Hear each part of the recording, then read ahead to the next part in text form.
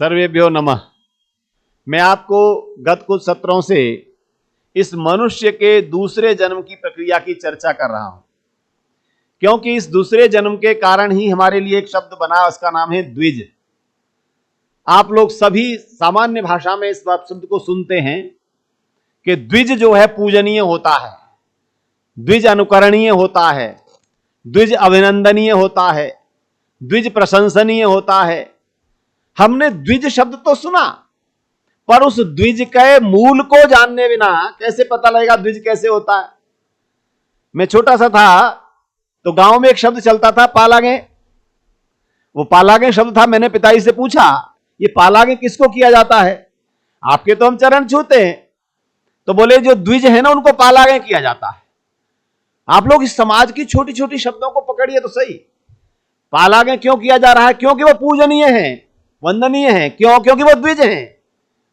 अब ग्रामीण संस्कृति में तो द्विज का मतलब वो जो हमारे जन्म से व्यक्ति ब्राह्मण हो गया, परंतु वो द्विज क्या है जिसकी पूरी वैज्ञानिक पद्धति हमारे ऋषियों ने दी। द्विज है जिसका दूसरा जन्म हुआ। और दूसरा जन्म, अरे वैसे तो हम पुनर्जन्म को मानते हैं, पर इसी जन्म में दूसरा जन्म होना आवश्यक है। और उसकी प्रक्रिया में आपसे चर्चा कर रहा हूं। जब आचार्य के गर्भ में बालक और बालिका पहुंचे हैं तो आचार्य ने दूसरे जन्म की प्रक्रिया शुरू की।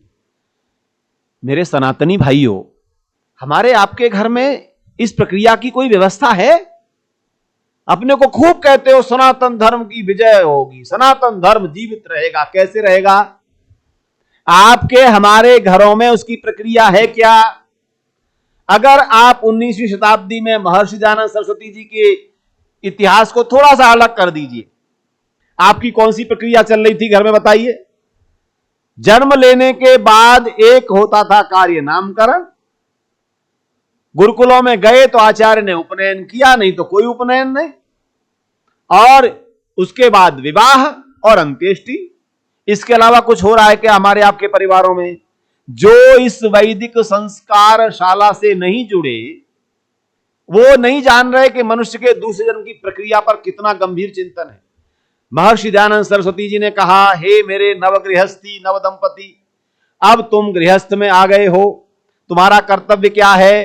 अरे मेरे भाइयों, आपको तो यह भी याद नहीं कि मेरे आचार्य ने सप्तपदी कराई तो क्या क्या कहा था? मेरे आचार्य ने कहा, ईशे एक पदी भव, ऊर्जे द्विपदी भव, रायस्पोषाय त्रिपदी भव, मयो भवाय चतुष्पदी भव, प्रजाभ्य पंचपदी भव, ऋतुभ्य षटपदी भव और सखे सप्तपदी भव। किसी को याद है क्या? अगर याद करते हो जरा विचार करना कि विनय विद्या अलंकार ने क्या बोला।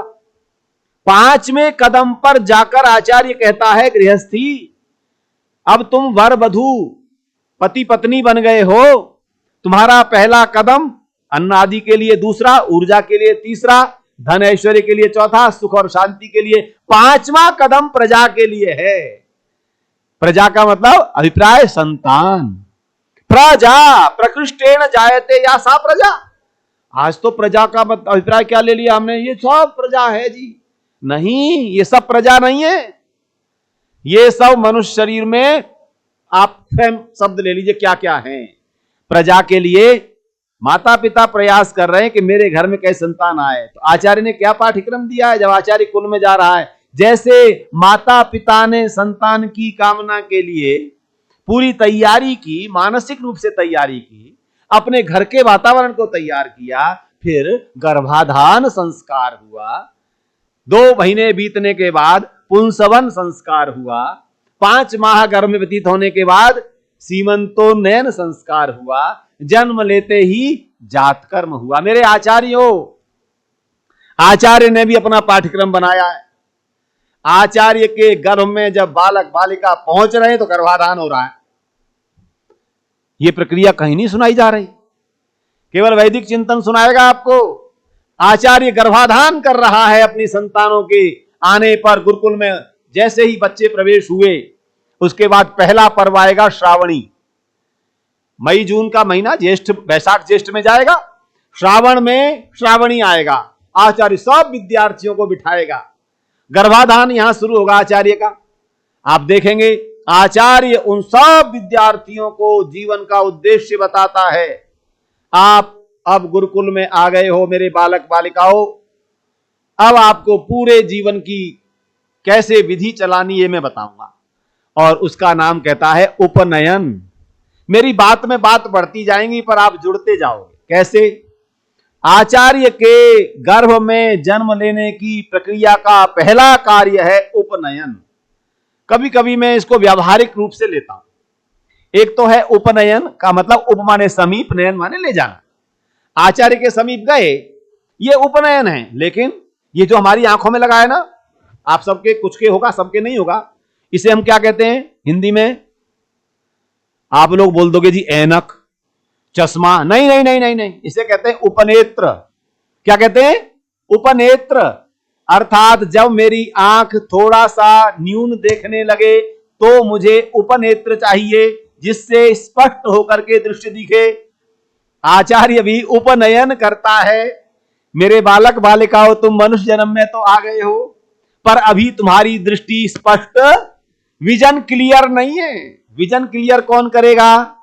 विजन क्लियर आचार्य करेगा।